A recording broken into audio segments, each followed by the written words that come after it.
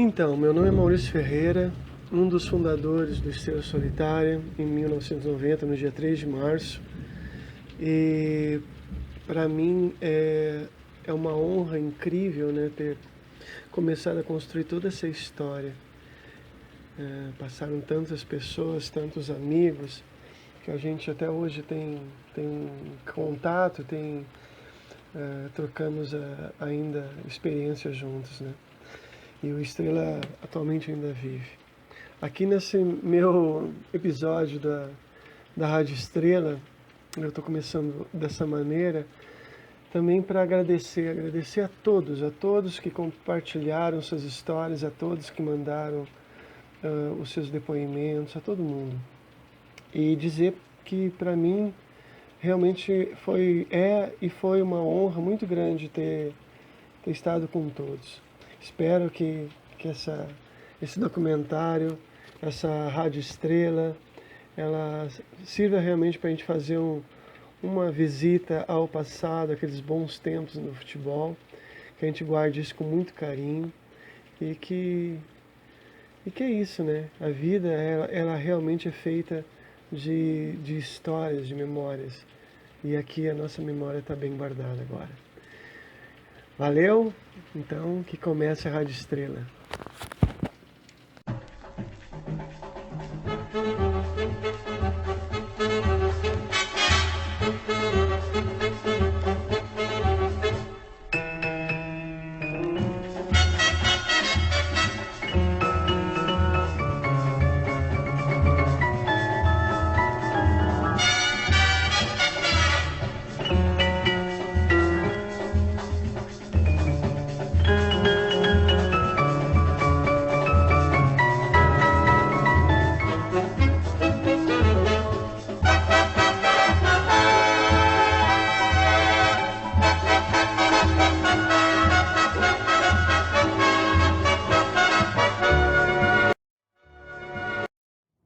Essa não é a minha melhor partida, mas assim, foi inesquecível por um acontecimento. Foi um jogo, se eu não me engano, lá no Cocão, e o Denis pela direita, viu que eu subi, né? E me cruzou uma bola, cara. Eu subi lá no alto, quando eu ia cabecear, aliás, eu cabecei a bola, fiz o gol e o goleiro estava saindo com as duas mãos e me deu direto no nariz. Eu quebrei o nariz naquela jogada. Pô, cara, foi uma sangueira só. Me lembro que fui pro banco de reserva, tudo. Mas foi minha do jeito que eu sempre fui, né? No segundo tempo eu ainda entrei com um narizão que era um porongo, né? Mas ganhamos o jogo. Não me lembro de quanto, acho que foi 2-1, se eu não me engano.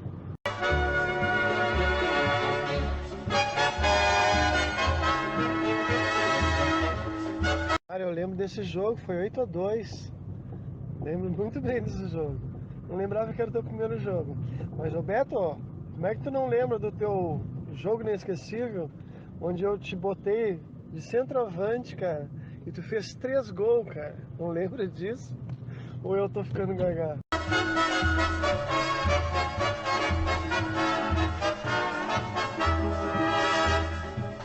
Então tá aí mais uma das inesquecíveis, Beto. E inesquecível pro lado negativo, né? Nessa coisa aí de sempre estar dando uma entrada um pouco mais forte, né? Me lembro que nós jogamos. Não lembro onde é que foi esse campo, cara. Não sei se foi nos Padres. Acho até que foi nos Padres. Mas tinha um rapaz lá, um menino, um garotão, né, do time deles, que deu 2 chegadas fortes no Caio. E eu cheguei para ele, meu, fique, não faz mais isso. E ele ainda tirou sarro da minha cara, meu. E pegou de novo, cara. Pô, daí eu mirei, né, fazer o quê? Na próxima que ele pegou a bola, ele era rapidinho, bom de bola, né? Eu dei uma... Ali foi pra expulsão mesmo, né? Eu dei uma bota nele que ele voou 2 vezes no ar, né? E na hora que ele voou, veio um gordo e se debruçou em mim, cara. Eu caí e eu não sabia se ele tava querendo briga ou não. Só vi quando eu olhei assim, rapaz, tinha um pé chegando, né, cara? Aí eu botei o gordo pro lado e o cara me deu bem nas costelas, cara. Bah. Aí eu fiquei cego, né? Me lembra que eu tentei pegar o cara foi pro outro lado do, do- da cerca. E eu, puta, cada passo que eu dava me doía pra caramba, né? Resumo da ópera, né? O Vonei, acho que foi o Vonei e o João, me levaram pro hospital. E por uns 2, 3 milímetros, quase que eu tive que fazer uma operação do rim, cara, que deu uma balançada. Essa foi um aprendizado e tanto. Mas faz parte, né? Quem não teve suas dores, né?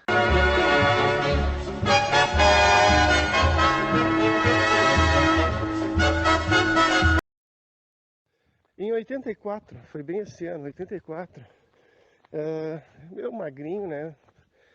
20 anos de idade, nem não completos, né? Não, 20 anos já estava completo, sim.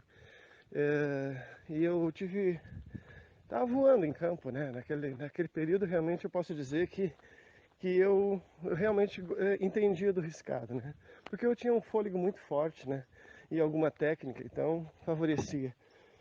E naquele mesmo ano, eu tive a maior oportunidade na minha vida de seguir a carreira profissional, que foi uma possibilidade de eu treinar 20 dias nos juniores do Grêmio. Paulo Lumumba, na época, era o técnico e era amigo isso eu tenho que confessar, né? É o medalhão, né? Aquela coisa do que indica, né? Ele era muito amigo do meu pai, porque era amigo do... Meu pai era primo do goleiro, do antigo goleiro do Grêmio. Eu não vou lembrar agora o nome. Mas então, eu só sei que foi me dada a oportunidade de eu treinar 20 dias no Grêmio. Acho que bem na época do Renato Gaúcho também, né? Foi logo depois do Mundial. E aconteceram coisas da nossa vida, né?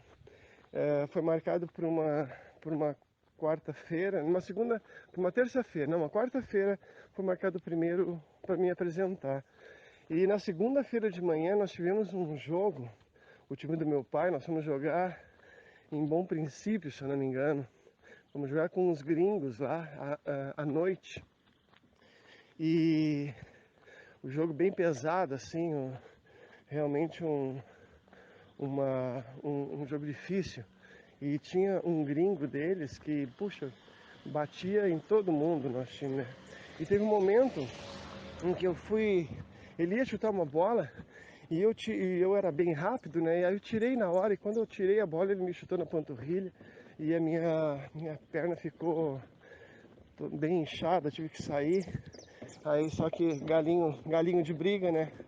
O sangue fervendo, eu voltei pro jogo, pedi pro nosso massagista colocar fazer uma massagem ali.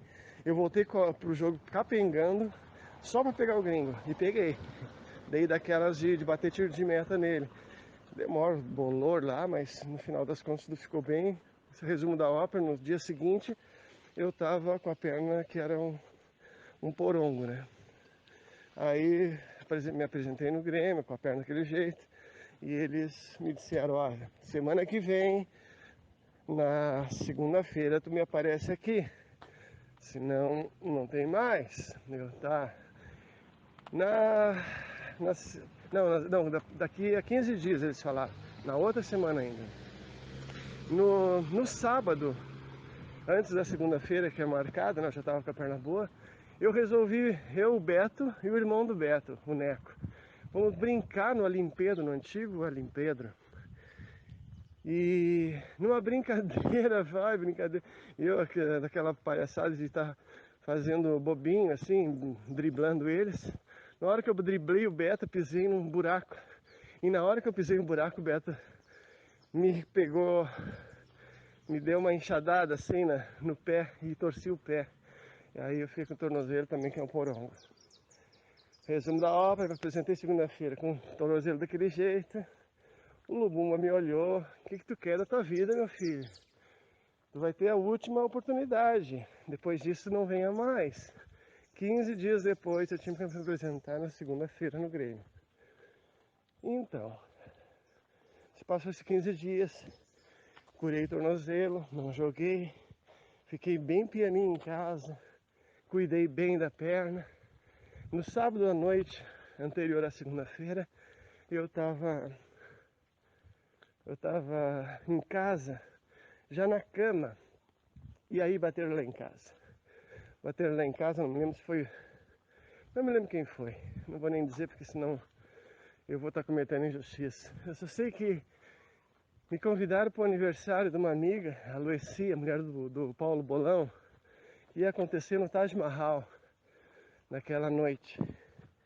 E eu disse, pá, eu não posso, né? Eu tenho treino na segunda e tenho que me apresentar e não vai dar pra ir. Mas eu sei que foi insistir. Insistiram tanto e sabe como é que é o adolescente, né? Quando não tem foco, né? Então eu, pá, resolvi ir.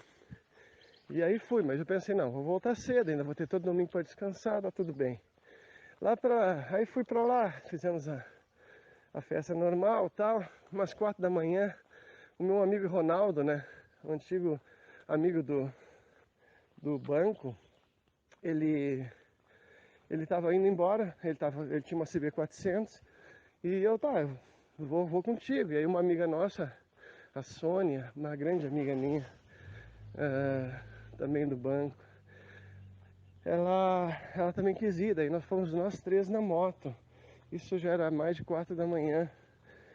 E quando nós saímos do Taj Mahal, tinha uma neblina bem forte, assim, tava tudo em brumas.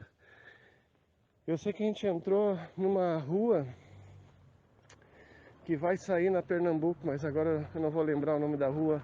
Mas é uma vielinha, é só uma rua de acesso. E nós bem devagar, estávamos 40 por hora. A única coisa que eu vi foi um farol vindo na minha direção, uma Brasília azul. Veio sem controle e nos pegou de lado. Nos pegou de lado e na mesma hora nós caímos. Quando eu caí no asfalto, no meio-fio, eu não senti nada, né? Aí eu olhei pro lado, tava o Ronaldo segurando a perna e chorando e gritando pela moto que estava ligada ainda. E eu olhei pro outro lado, a Sônia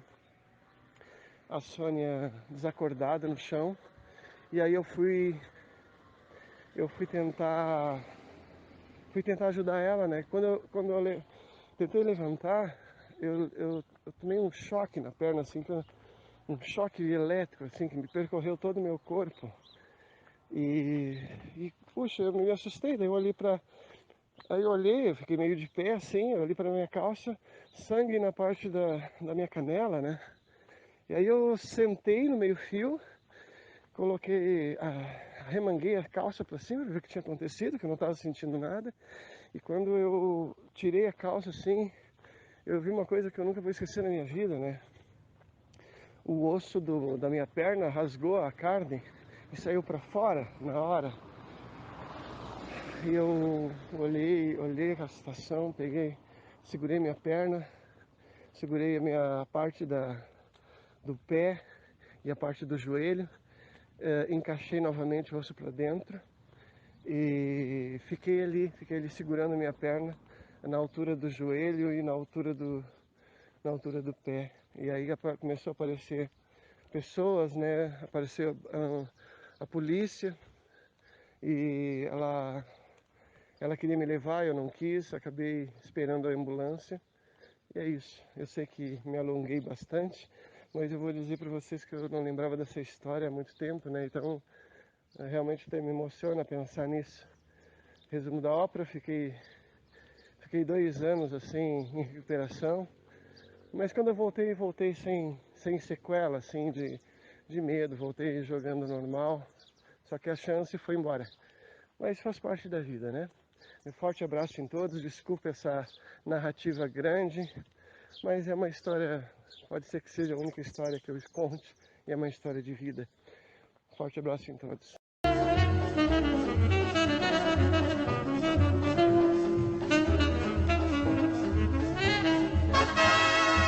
Bem, com o tempo as versões vão ficando meio fantasiosas, né? A gente vai imaginando tal coisa que de repente nem foi. Mas vamos lá. Naquele ano, no Parcão, nós estávamos com um time extremamente afinado, né? E tinha times bons ali, nossa.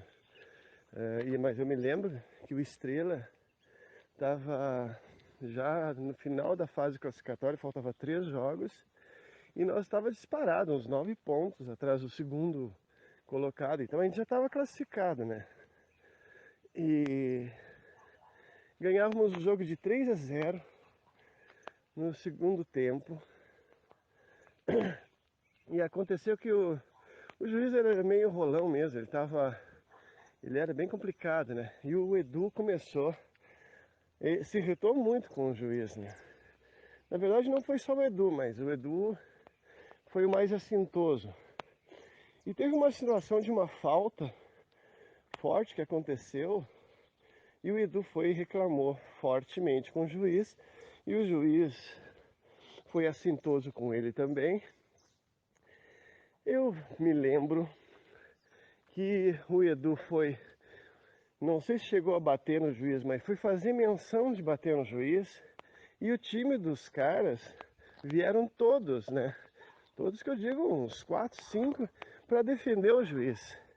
Nisso o Gimarzinho entrou, o Marcos conta que foi ele, eu tenho plena certeza que foi o Gimarzinho que entrou com uma voadora lá. O Edu já saiu dando matacol para tudo que é lado.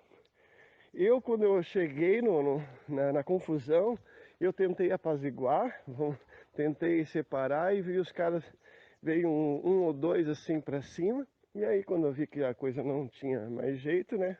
Aí descambou a pancadaria. Eu me lembro agora de minha parte, porque foi realmente uma batalha campal bem legal, né? Eu me lembro as coisas em volta. Eu me lembro que fecharam o portão do Parcão para ninguém sair, ninguém entrar. E ficaram todo mundo lá dentro se degladiando, né?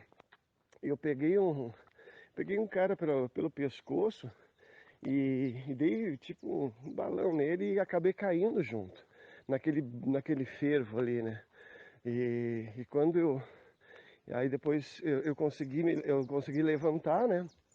E quando eu virei de costas, eu ia dar um soco na cara de um dos caras. E era exatamente esse camarada que o Otávio acabou de falar. Ele tinha uma bola no pescoço, e foi tão engraçado que foi autorreflexo mesmo. Quando eu mirei na parte de cima do rosto, assim, eu baixei e dei nos peitos dele, assim, e o quebra-pau, olha, perdurou por bons minutos, sabe? Foi bem feio, né? Tu via em todos os lados gente brigando ali.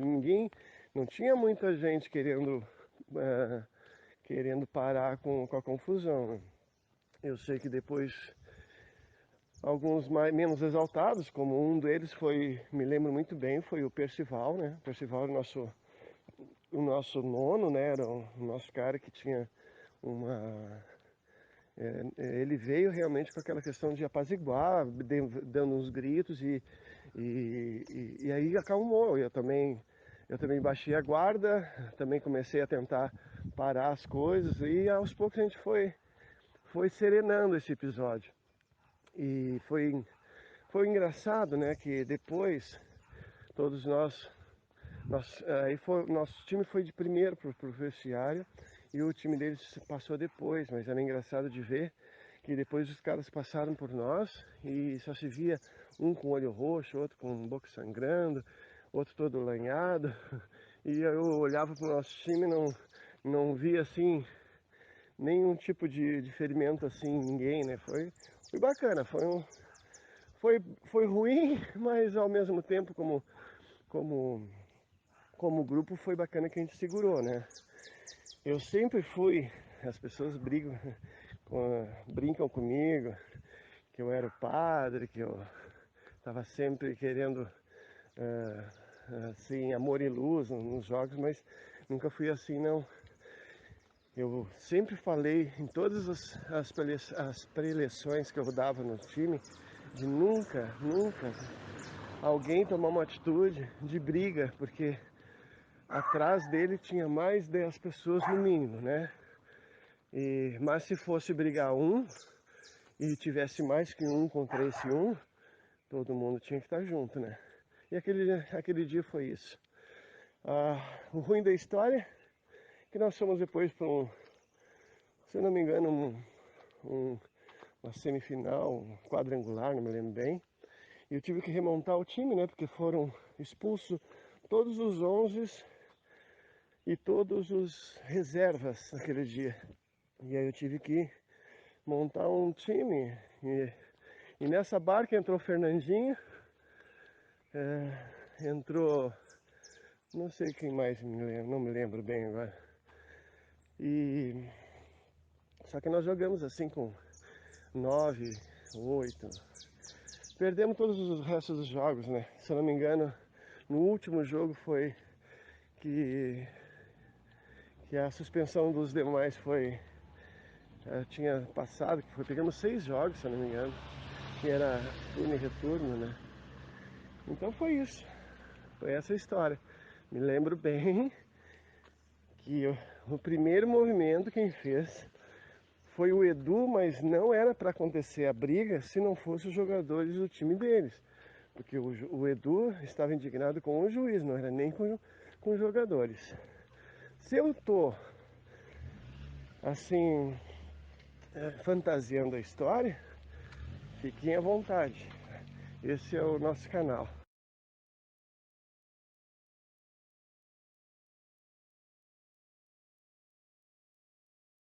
O Gelson, me relembra um fato, Gelson. Eu acho que eu te conheci no Campeonato do América, né, cara? Cara, eu tive uma raiva tão grande de ti, cara, porque eu nunca vi disso. Era o atacante que batia no zagueiro. Eu devo ter te dado umas botas naquele jogo lá, não me lembro bem, mas eu acho que sim. Então, mas eu me lembro disso, cara, que eu nunca vi um atacante que mais encrenqueiro que nem tu ali. Mas bom de bola, né, cara? Só encrenqueiro quem garante na bola. Um abraço aí, meu velho.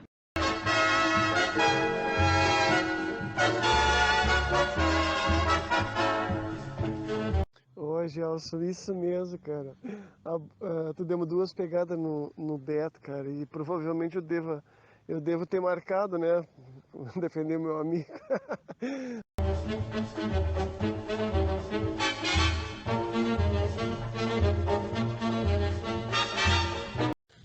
Vou contar uma pequena história que eu lembrei, que não me deixa muito feliz, mas aconteceu e isso é história, né?